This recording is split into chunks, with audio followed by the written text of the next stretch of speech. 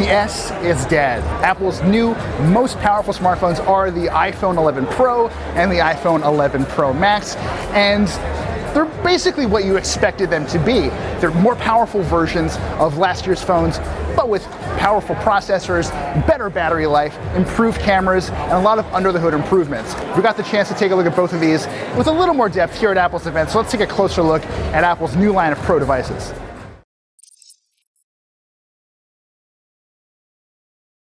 This is the iPhone 11 Pro. We're also going to be taking a look at the iPhone 11 Pro Max. These are not great names. The Pro Max in particular reminds me of like a 90s graphics card, but it'll do the trick. A couple things to note about the Pro going forward.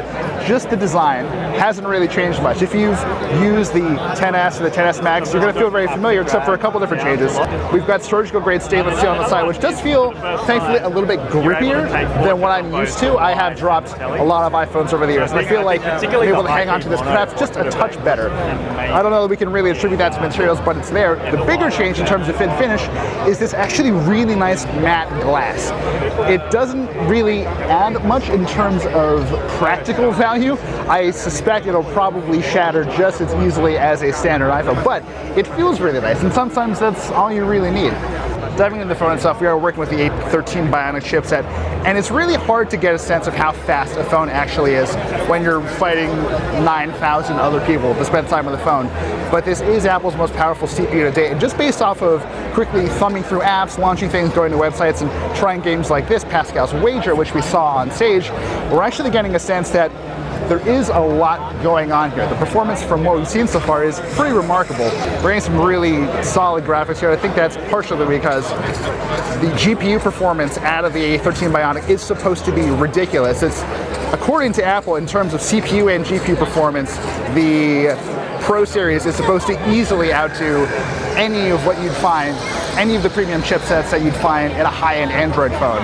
I'm sure companies like Samsung and Huawei and Qualcomm would probably beg to disagree, but the fact of the matter is we are still seeing pretty impressive performance out of a device that, I should also be clear, is not actually done yet. This will not be available until the end of the month. The biggest other change that I'm sure you've already noticed is that triple camera system around the back. The iPhone XS and the XS Max previously had the telephoto and the standard wide camera, but we have the addition of an ultra wide here, which to me has always been the most important. If you're actually trying to add value to a multi-camera system, telephoto is fine, but wide angle really kind of gets you where to go. And here's a great example of how slick the interface is. When you're shooting and you're framing shots with that standard wide camera, you can actually see the overflow. You can actually see how much more of the field of view you actually could get when you do switch into that wide mode, that ultra wide mode. And I do actually really like the dial interface as well. It gives you a really, really granular level of control over your focal length. And actually, if you take a look, as I'm switching between these three cameras, there have been situations in the past with phones like LG's G series where you get a pretty noticeable stutter, and that doesn't feel great, especially when you're trying to get video shot. But as you're migrating between these three cameras, everything does feel remarkably smooth. Speaking of video, Apple has pretty dramatically kicked up its video chops this year. Again, you're able to switch between these three cameras really, really easily. But if we do get some footage, I'm going to try and keep everyone's face out of this. Well, look at that. You can easily shoot 4K 60. The A13 Bionic is really, really solid for shooting that high resolution footage. I do also have to point out that you can take slow motion selfies with the front facing camera, and the results are kind of as horrifying as you would expect. Just look at that. Look at that. Look at the resolution, the speed. The hardware is at a point where the sensors really aren't the limiting factor anymore. It's the software and what you're really able to do after the fact that defines what the video experience is like on the iPhone 11 Pro and the Pro Max, which we'll take a look at in a sec. We now have our hands on the iPhone 11 Pro Max, which is, as you'd expect, the bigger version. We're working with a 6.5-inch version of that Super Retina XDR display, which looks good. There is True Tone here, so it sort of adapts its colors based on your ambient lighting.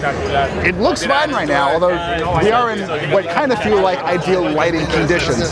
So we'll have to actually wait and see how good this display actually holds up over time. That is actually true of a lot of things too. Apple says in particular, we're gonna get some really crazy battery life. We're talking about 4 to 5 hours more in the Pro and Pro Max versus the XS and the XS Max.